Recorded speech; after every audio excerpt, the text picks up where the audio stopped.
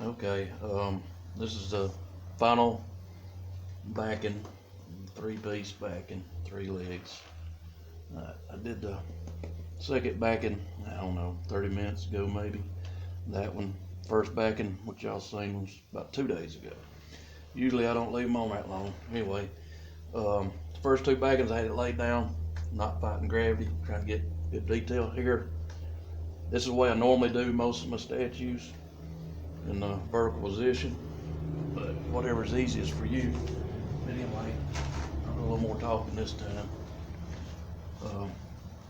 You can use probably soft besides paper towels. I started with toilet paper. It works too as a release. It's just not as tough, and you actually get a little more thickness out of that paper towel, which helps release things a little bit better.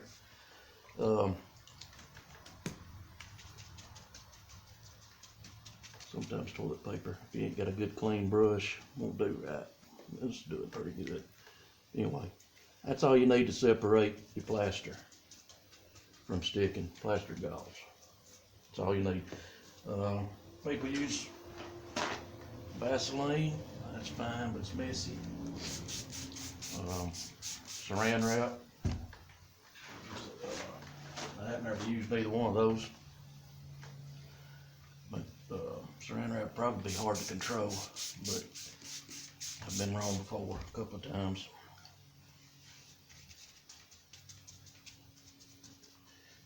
Anyway, that's the 2 plugs. The clamp's off. It's got a little wiggle room there. That's alright.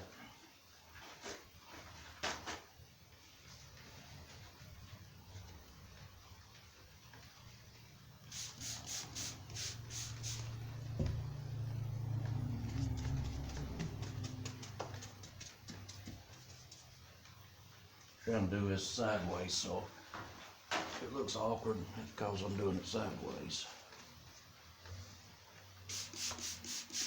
Or halfway sideways. You want to get set up good where you're not in a bad position, raised or lowered. Alright, that's enough paper towel, so this being the last piece, I won't have to make the flange on the sides. It takes, that first piece probably took 5-10 minutes longer than the second piece because I didn't have to make that extra flange stand up.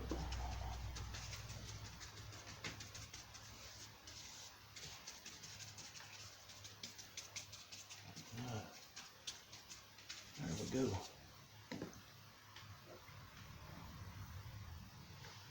When I do a piece of gauze, fold it, break it, and you don't have to brush it every piece, but it does help grab detail better, I guess. You can come back, lay 2 or 3 pieces, or lay the whole section if you want to, especially on this side here, where it doesn't have to grab a whole lot of details. It's the back side. Probably won't too much on that piece there, but that's alright too. I kind of developed my own system here. Not too many people teach you how to use plaster gauze. Most people won't do fiberglass, which that's the probably the best commercial way of doing it.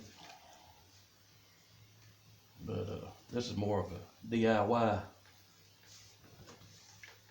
do-it-yourself method. I'm not making no money off of this. I'm just doing it myself, showing everybody else how to do it themselves.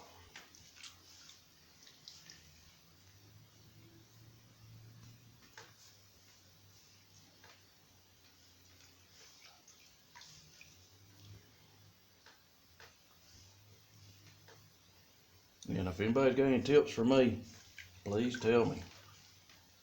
I'm not a professional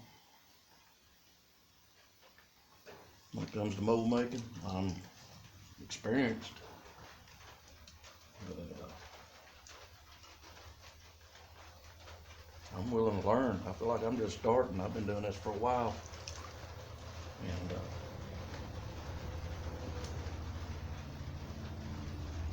I can always learn more.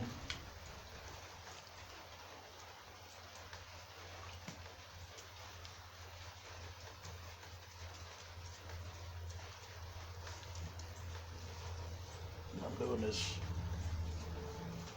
I don't know, a little different than normal. You seen how I did the first one. This time I tried to coat as much as I could. Alright. Now this is what we're going to do, the roll up edges. This is what makes your edges of your plaster gauze mold stout. It's not like fiberglass. This beefs up the edges. This is just this first layer. This is the start.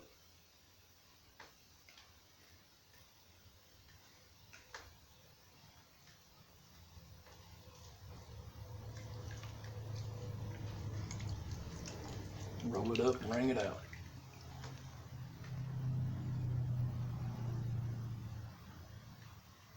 Yeah, this is where you get your strength at. You don't want to go just flat with plaster gauze to the edge. It's just not made that way. It's a little different.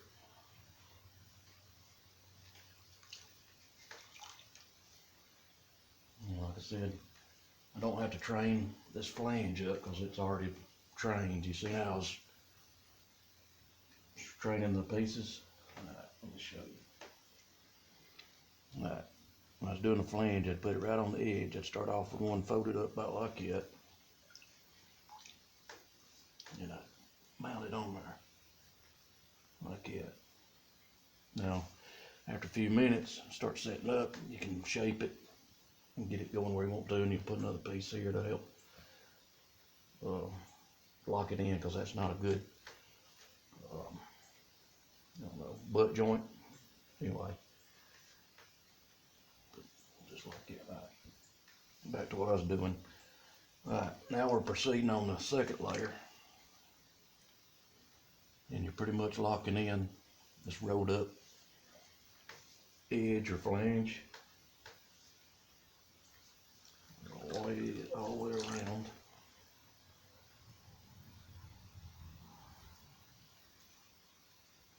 All the way around through here.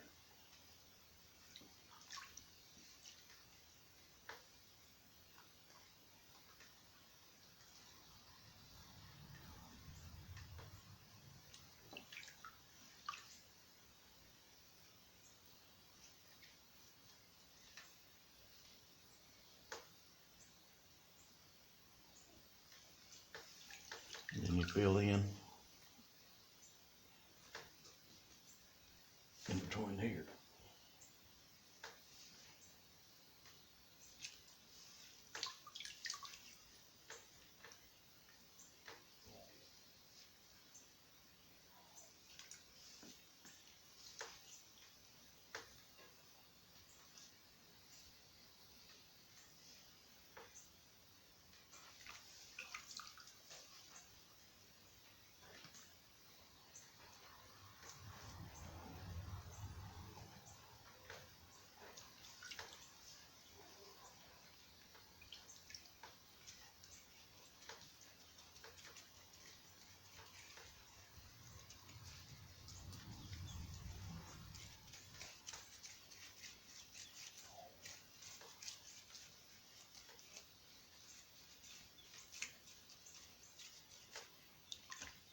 A little extra water don't help.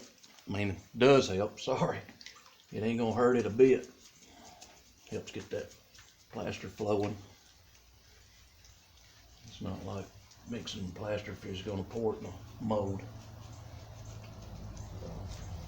It really helps. Alright, that was the second. Now then, if I really want to beef the edges up, I'd do another roll around here, but I'm not. I'm done.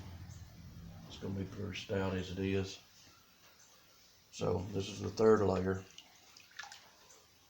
But like I said, if you want to put another row there, which I've been doing that, I'm just showing you, this is sort of like old style.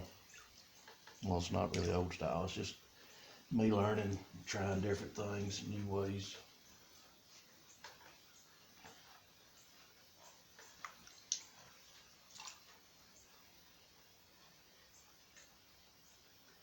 Just because I do it this way don't mean you have to. Just giving you ideas.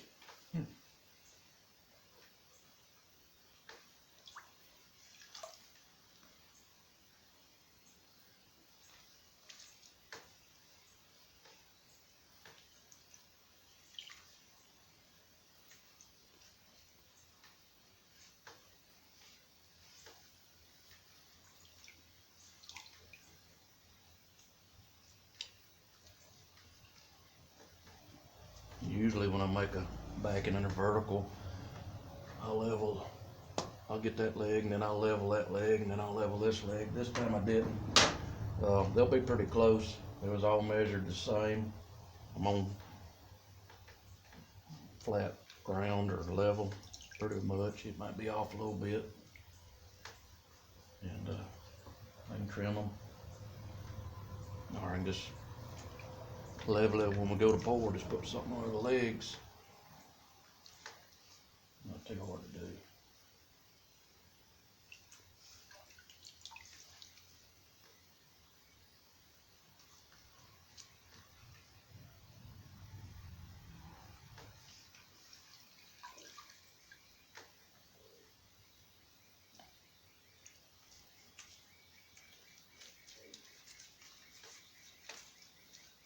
No, that's the third coat. Now if you didn't want to put legs on, just stop right there.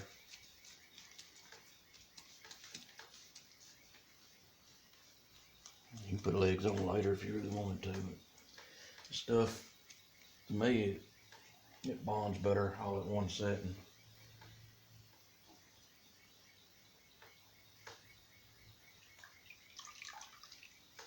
I'm gonna set this leg about like I did the other ones, except this is vertical instead of horizontal. And that's a little bit low, you can tell. Alright, probably gonna have to trim them other legs to match this leg. I'm gonna eyeball this one. Getting that thing to stay by itself, vertical like that. That's almost a trick in itself.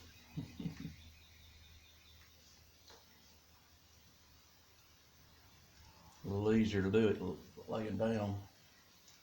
Of course, you're not able to level it.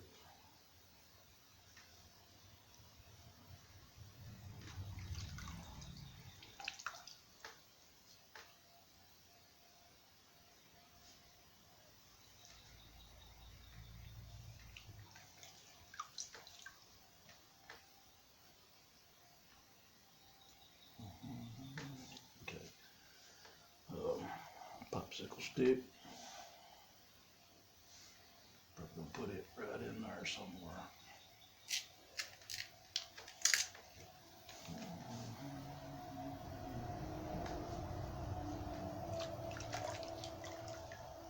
I don't remember where it was at. You right there, close enough. Right.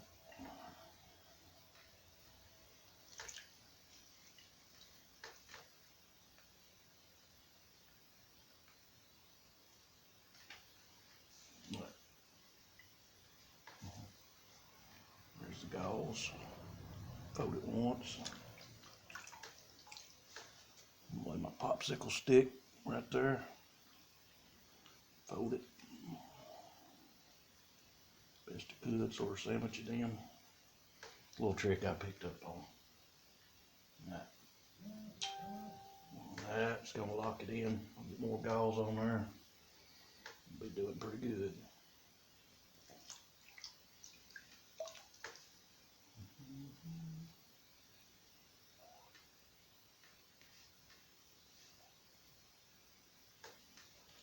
Now that's a butt joint. I won't lock it in good. Now if you go to pulling on these legs, before everything sets up, you can pull them right off. But it ain't no problem. You glue it right back on.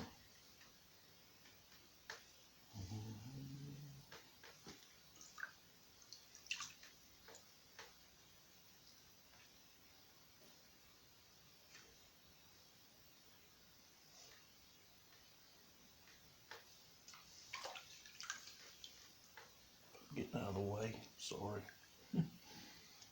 Y'all seen it anyway, some of it.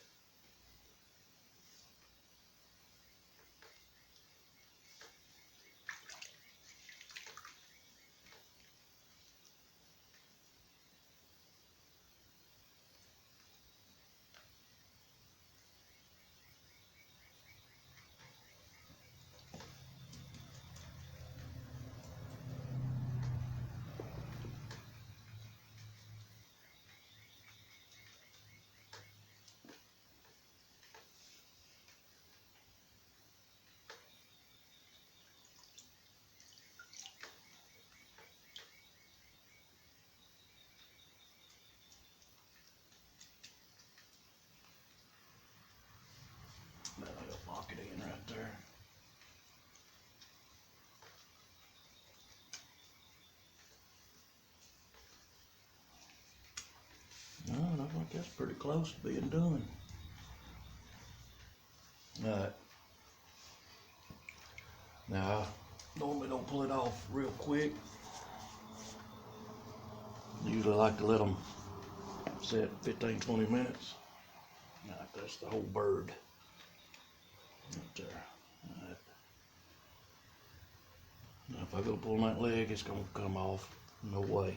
Alright. Let's see what I can do. Alright. So you put the paper towels on there and you pull right here where it made the cigar seam. It's stout. It's already set up. Ain't that sweet? Alright, so just be careful. That's the best way to do it. You know, let it set 15-20 minutes. Then this thing here, it'll come off. It's full of paper towels. Set it somewhere to dry or pull the paper towels off. I'm gonna set it down because I don't want to pull that leg off. Ease it down to the floor. Now then, this leg's been on there for about an hour probably. Alright, let's pop it loose right there. Yep. See, pull right there at your cigars. Still don't want to pull on him on that leg. Alright, we'll set him down. Right there. Alright. This has been on 2 days. I don't like leaving them on that long. It sucks sometimes. But there you go. Do it right. Things come off right. How you like it? I like it. Still wet. Want it to come off to dry. Set it over the side. Alright. Knee plugs. They're not very tight, but I think it'll work down there on the seam. Alright. Rubber's not cured yet. Probably demold or take the rubber off. I'm gonna say Friday or whenever I feel like the rubber's good and cured. I'm gonna take it to work, put it in the oven. Alright guys, thanks for looking again.